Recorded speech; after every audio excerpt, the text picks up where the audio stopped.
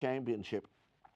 Also, last week on the program, we did say that this week our guest would be John Davison, talking about the presidency of his run for the presidency of CAMS. Unfortunately, for reasons beyond both our control, Davo couldn't get in tonight. He's been rescheduled, and Davo will be on in a couple of weeks' time, November the 14th, to talk about all of that. So, now, a lot of people are very interested in that, but we will be getting onto that in a couple of weeks' time with John Davison. But we've got live music coming up.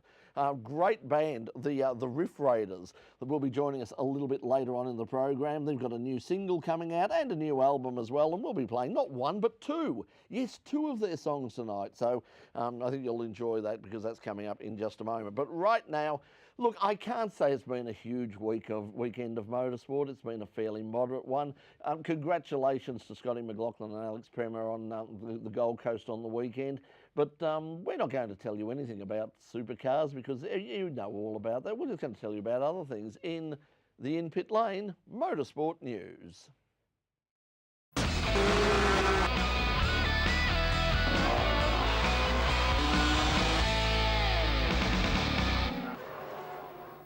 Congratulations to David Wall. Why? Well, he's the new Carrera Cup Series champion after the weekend's final round on the streets of Surface. A fifth place in the final race was enough for the New South Wales driver to take the title over New Zealand driver Andre Heimgartner. The race was won by Jackson Evans over Alex Davison, with Heimgartner third. It was the final appearance of this generation of Carrera Cup cars, with 24 new models already sold and ready to race in Adelaide next year. A race day crowd of just over 36,000 were treated to another highly entertaining MotoGP race as Marc Marquez rode to victory in the Australian Grand Prix at Phillip Island. Marquez rode a perfectly timed race to edge to the lead over a brilliant Valentino Rossi and his teammate Maverick Viñales. Australian rider Jack Miller thrilled the local crowd with a terrific ride, even leading early in the race. He dropped back to eventually finish 7th. The win by Marquez sees him strengthen his lead in the championship as the series moves on to Malaysia this weekend. Martin Truex Jr. is back in victory lane after winning last weekend's NASCAR race in Kansas. Truex overcame a drive-through penalty to take the lead with 25 laps remaining, holding on for another great win to strengthen his position at the top of the playoff standings. Kurt Busch finished second, but he's out of contention for the title, although third-placed Ryan Blaney is still technically in the chase, but a long way behind Truex, whose main rival Kyle Busch finished back in 7th place. A spectacular backdrop to some of the world's best freestyle motocross riders at a promotional event in Sydney for the upcoming AusX Open at Kudos Bank Arena on November 11th and 12th. Against the backdrop of the iconic harbour, several of the top riders turned on a show for the assembled media. Aussie stunt riding legend Robbie Madison had planned to perform some of his latest stunts, but during training injured his back, putting him out of the event. With one Madison out, Robbie brought in his replacement, 7-year-old son Cruz, who'll be making his Supercross racing debut at this year's KTM Juniors Supercross Challenge. I told him that the opportunities there, he's in the right age group, the 7 or 8-year-olds, and he's just turned 7, so he kind of meets the criteria. KTM have been, supportive enough to donate all the bikes to the kids. They don't get to keep them, but they get to ride them for the event. So just to get him some practice, I got him a bike for his birthday, and he's taken to it like a duck to water. He has the smaller one at home that he's used to, so there's a lot of similarities there, but the new bike's definitely more powerful. I was skeptical if he could handle it, but so far he's riding it really well. So I'm proud of him. I told him just go out there and have fun. That's what we're here for. We're not here to win. So as long as he keeps it fun and keeps it on 2 wheels, I think it'll be a great weekend for us. This year's AusX has again attracted some of the best riders in the world, including world champions Chad Reed, Jason Anderson and Ricky Carmichael. Want to know more about In Pit Lane? Well, you can support us via Patreon. Go to patreon.com/InPitLane. Remember to subscribe and like our YouTube channel. Check out the In Pit Lane website for lots of live streaming and all the latest news. You can like us on Facebook, follow us on Twitter, email us at theshow@inpitlane.com, and to find out more about effective and affordable advertising for your company or products, email us at advertise@inpitlane.com. In Pit Lane, 21 years, and they haven't killed us yet. Yes, welcome. So I believe that we started a little bit late on YouTube. Sorry to YouTube that we were a little bit late. Look, unfortunately, Lewis Hamilton was in. We had a chat with him, and Dan Ricciardo brought him in on the rode a unicycle, juggled with flaming sticks. It was absolutely magnificent. But unfortunately, you missed all of that, so never mind. People on Facebook got to watch it, though. People on Facebook don't say anything. I just realised, speaking of Grand Prix, we just looked through the news there, and I suddenly realised I completely forgot there was in fact a Grand Prix on the weekend. See, that's what happens when they take it off a free-to-air. Yeah, so congratulations to Lewis Hamilton for his victory in whatever it was. I think it was COTA, Circuit of the Americas. I mean, it's Formula One. Do we care anymore? I don't think we do.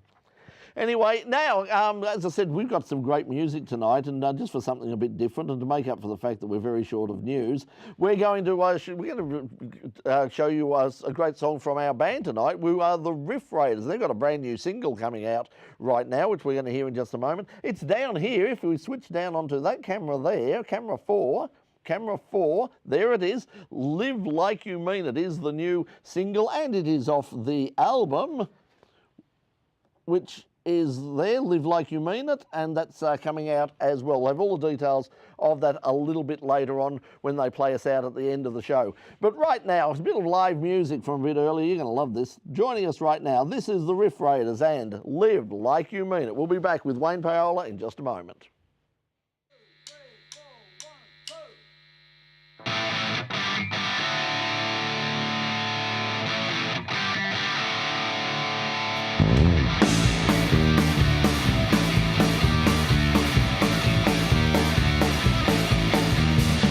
Tell me who you are, didn't think you'd get this far, never knew your mind was so twisted. You're a Facebook stalker and a real fast talker, talk 100 miles in a minute.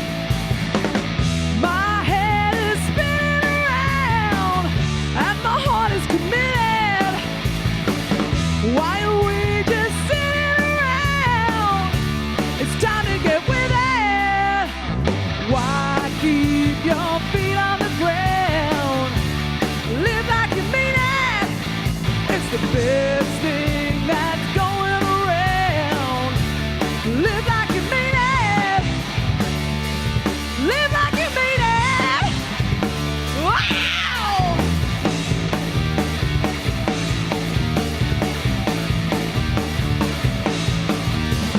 Can't watch the TV. Twisted.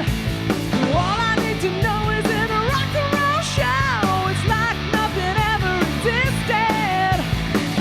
My head is spinning around and my heart is committed. Why are we just sitting around?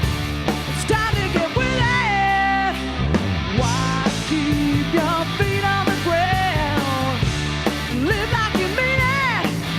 It's the best thing that's going around.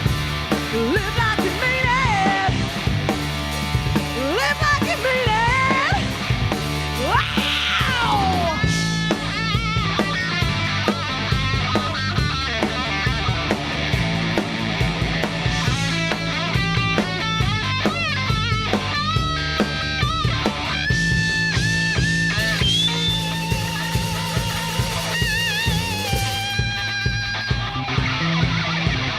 Somehow to get here now, I've been waiting for this all of my life.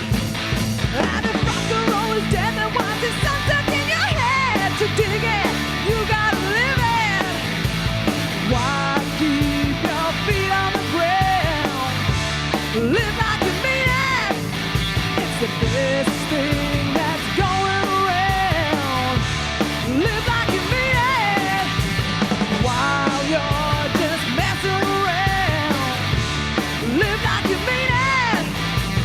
Don't keep your feet on the ground. Live like you mean it. Live like you mean it. Ooh, live like you mean it.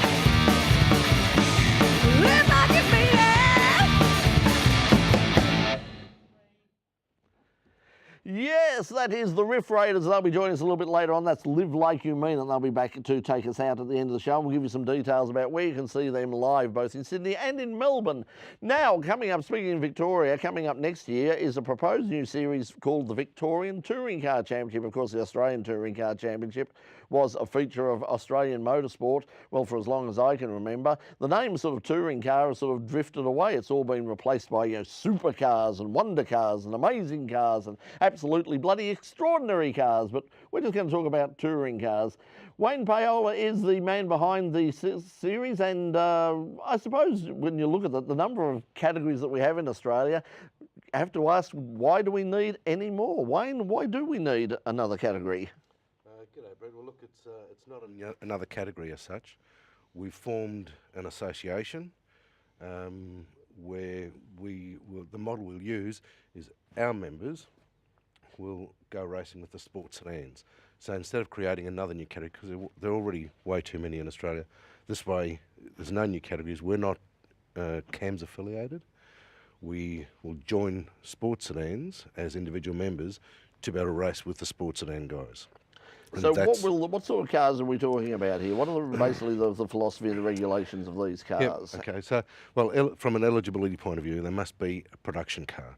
So they've got to start with a full floor pan chassis, the firewall as was built by the manufacturer, an engine from the manufacturer of the chassis. There are modifications allowed to the engine. Obviously, they've got to be within CAM specifications. Can't go over 6 litres. We can have 4, 6 and 8 cylinder cars. We can have rotaries. There are no restrictions there. If the car fits improved production rules, then it can race with us. If it's built in the way of a Group C or a Group A car, it can run with us. If it's built like an early supercar, that is a proper full chassis, then it can run with us. There are some restrictions, but we've got eligibility rules, and we send those out to people as they inquire or join the club. So why is why do you think there's a need for this now that isn't being met? I mean, from the sound of the regulations, they sound very much like you could fit in quite comfortably with either improved production or with existing sports sedans. Yep. Certainly with sports sedans, yes. With improved production, not necessarily, but a lot of them could. I guess what we're targeting is people who have got dormant cars. So in Victoria, there's got to be a couple of hundred cars that are sitting in people's garages, Commodore Cup cars, E30 BMWs, saloon cars that are not being used. And this is a way of getting people to pull them out and start using them and take the step up from sprinting, for example, into state level competition. So you're going to be running with some fairly quick cars, even at the state level, at the top of the front of the field for sports sedans at the Victorian state level. You've got some seriously fast cars there. Is that a potential worry? Not really, because some of the members in our organisation, our association, circulate around places like Phillip Island in the low to mid 40s anyway. So it's not a huge gap from a 1 minute 30 car, which some of the national sports sedans around about there. We can drive around that, but it's a learning experience for all of us. Some of the guys have done circuit racing before, and some of them are going to be new to it. But this is a way of introducing them to the sport.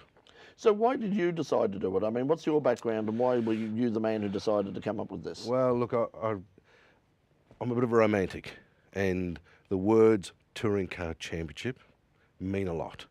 In Australia, as you said in the introduction, this country's we've had touring cars as a staple part of our diet for a long, long time.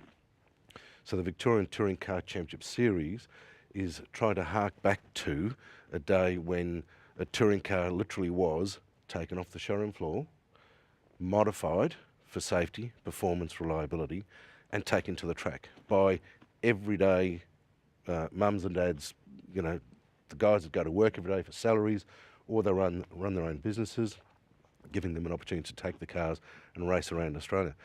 I think the very first Australian Touring Car Championship ever was run as a single event for the Touring Car Championship. So here we are. We're talking about 4 rounds next year with the Sports Sedan Association. We're very grateful for them for allowing us to bring 18 or 20 people potentially onto the grid in their races.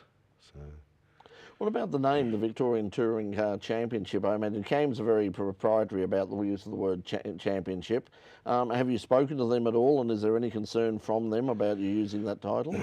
Well, it's called the Victorian Touring Car Championship Series to avoid any conflict with CAMs. So no, we haven't spoken to them, but you know, we're not creating a new category as such. So this is to be known as Victorian Touring Car Championship Series, and just run for VTCC points within the sports sedan races. With the sports sedans at the moment in the Victorian State Series, I mean, the fields have been up and down a bit. So how many cars, realistically, do you think you'll have for the first round next year? Look, it's my experience with motor racing is that you can have 30 members in a club, and 5 will turn up to events. You know, we're not Robinson Crusoe there. We've got it's a bit like community television, really. I understand. We've got 18 paid up financial members.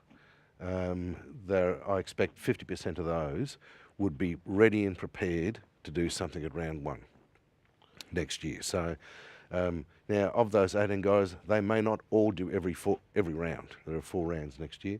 They may not all do them. It might only be 4 or 5 guys that do all 4 rounds.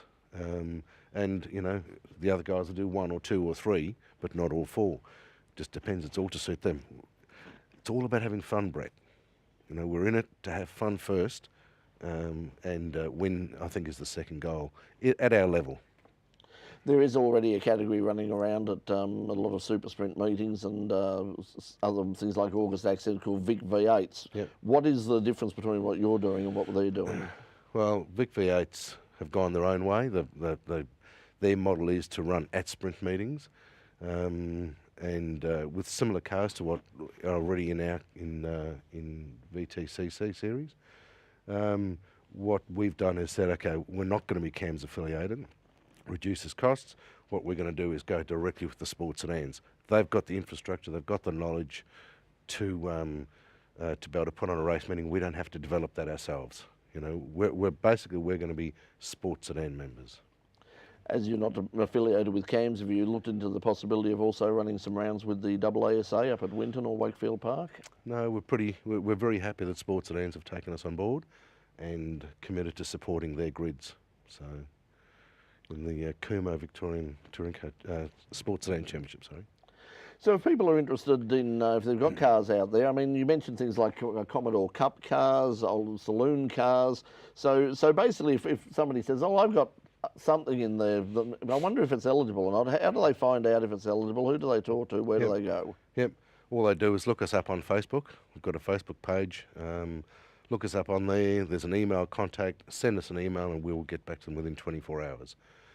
Furnish them with information in terms of eligibility, the cost of membership annually was only $50, and what to do from there if they haven't raced at state level before. So more than happy to help out. Well, it's interesting, as I said, you know, we know that Australia has just so many categories. I believe that the utes that they're about to break off into their own series, because we've got these new so-called super utes coming, and we've got dueling Formula 5000 revival categories around the corner, and people are talking about TCR and all sorts of things. I think it's getting to the stage now where sort of, you know, like pretty much every single competitor will have their own category if it keeps going like this. But as you say, if there are people out there and they've got cars and they're not using them, hopefully this will encourage a few people to you know, dust them off and, you know, do a bit of a refuel and put some change of oil and get out there and run the bloody things. And have some fun. Yep. That's what it's about. Good luck with it. Keep us informed with what's happening, and we look forward to seeing you next year around the tracks of the Victorian State Circuit Racing Championships. Beautiful. Thank you, Brett. And now, as I said, coming up not next week, but in a couple of weeks' time, John Davison, the promoter, ex-promoter of Sandown, and also the man behind the very successful Eastern Nats, will be joining us about his push for the presidency of CAMS. That's November 14th. Next week on the program, we always hear the story, motor racing is dangerous. We know motor racing is dangerous. it's not as dangerous as it used to be, but sometimes things go wrong. When things go wrong, there is a human side as well as a mechanical side. Next week on the program to talk about that, we're going to be joined by one of the motorsport chaplains here in Victoria, Mark Bateman. He'll be joining us next week here on In Pit Lane. I'm sure Mark's got lots of fabulous stories, a very entertaining speaker, and he will be here next week on the program. Hope you enjoyed the program tonight. Now, as we said earlier, we showed you a bit of the Riff Raiders earlier. As we said, they've got a new album coming up, and they're playing all over the place. And if we throw it up, there they are. They've got their album launch on Saturday, the 11th of November at the Last Chance Rock and Roll Bar. That's in Melbourne. And Thursday, 7th of December, Vic on the Park, which is in Sydney, I believe. I think that's in Sydney, the Vic on the Park. And the single, D-Gaff, is out on November the 1st, and the new album, Live Like You Mean It, comes out on November the 8th. If you want to find out more about the band, they are on Facebook, riffraiders.com, and of course Instagram as well. But right now they're going to take us out with the new single. It's called D-Gaff. It's an acronym. I'll let you figure out what it's an acronym for. You'll probably guess when you listen carefully to the words of this song. Ladies and gentlemen, to take us out tonight, this is the Riff Raiders and D-Gaff, and we'll see you next week on In Pit Lane. Until then, bye for now. 1, 2, 3, 4, 1, 2.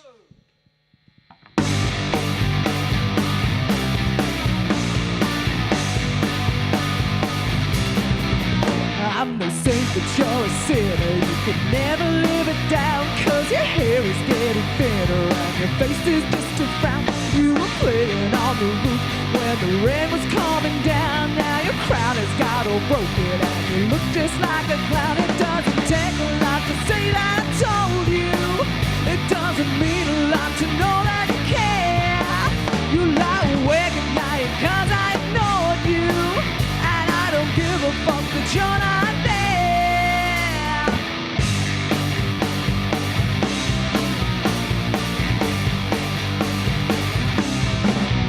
You were staring at the ceiling, I was jumping on the bed. You were searching for a meaning, some bullshit that was said. If you take me out to dinner, then I'll get inside your head. It's so hard to back a winner if you're better off dead. It doesn't take a lot to say that I told you. It doesn't mean a lot to know that you care.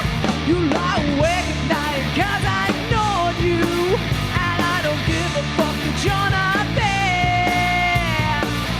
When I see you hanging around, what are you trying to show me? You looked at me and the thing that I found, you don't even know me. I was splashing in the river, you were scratching your head. You keep failing to deliver on the promises you said. If you're dancing on the ceiling, you were staring at the ground. I was searching for a meaning.